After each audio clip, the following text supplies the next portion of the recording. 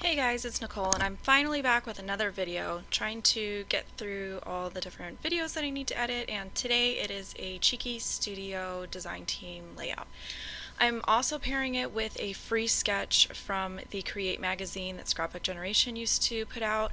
This particular sketch is the double page sketch from issue number 13, which was from March of 2015. So if you were to go back on their website, they still have the magazines up there, and the sketches are still available for download.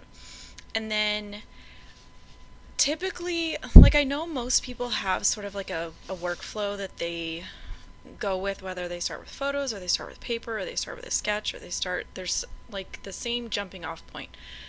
I don't stick to one thing. I tend to just go with what I'm in the mood for, or like a generalized feeling.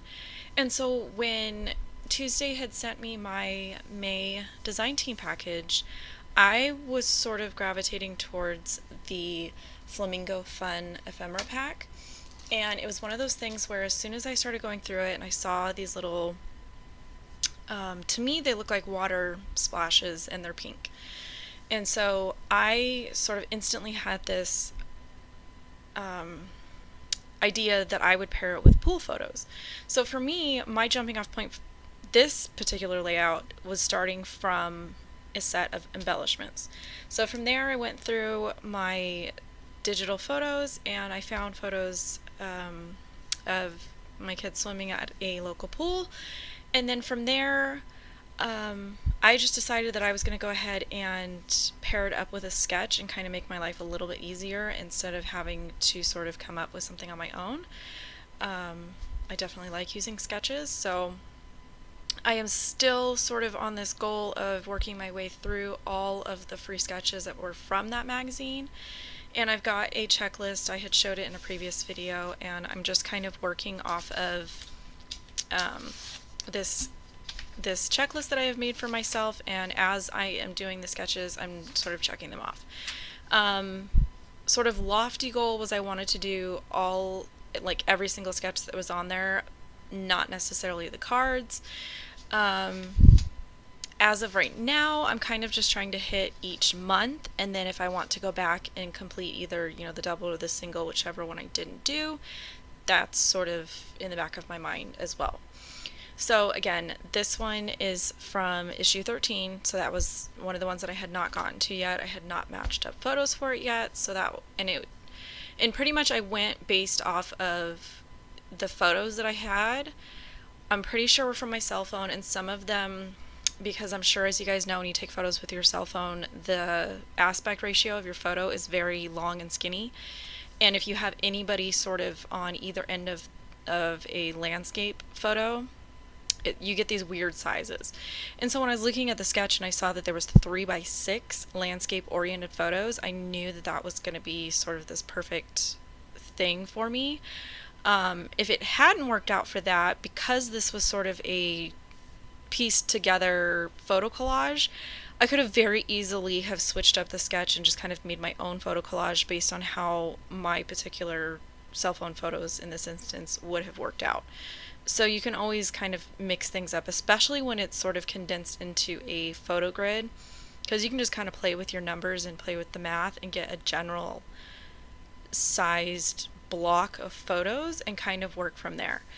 And so at this point I've got my jumping off point from the embellishments, I've matched my photos, I've picked a sketch, and then from there I just pulled some white cardstock, and then because these are embellishments that Tuesday has designed and she has made herself, they're not like they're coming from Jelly Bean Soup or Simple Stories, to where they're specifically manufactured to match a paper collection.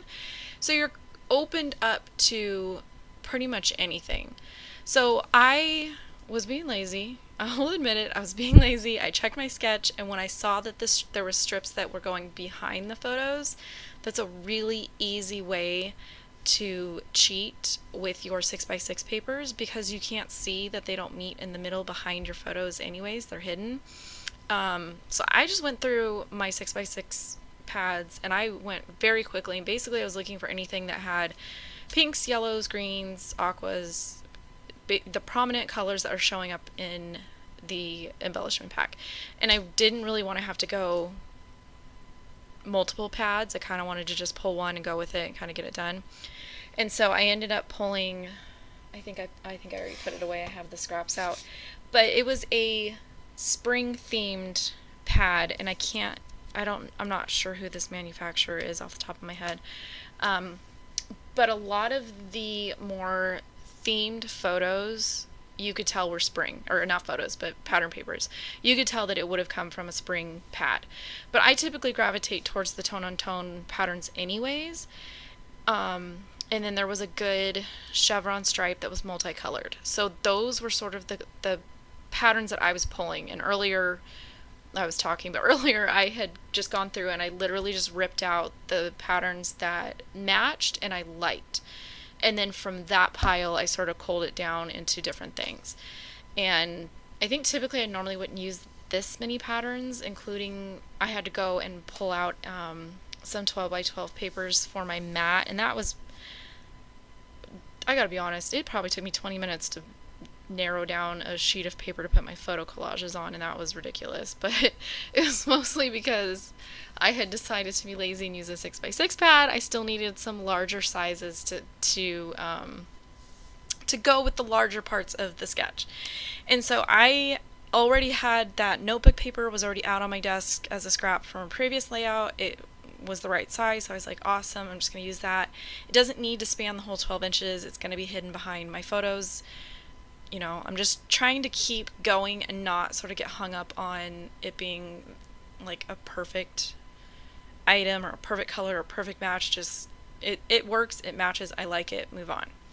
And I stuck pretty heavy to the sketch that they had shown. I don't think I changed anything other than some of my photos, again, because I was using cell phone pictures. So instead of there being more 3x3 photos, I added a couple of those long skinny photos.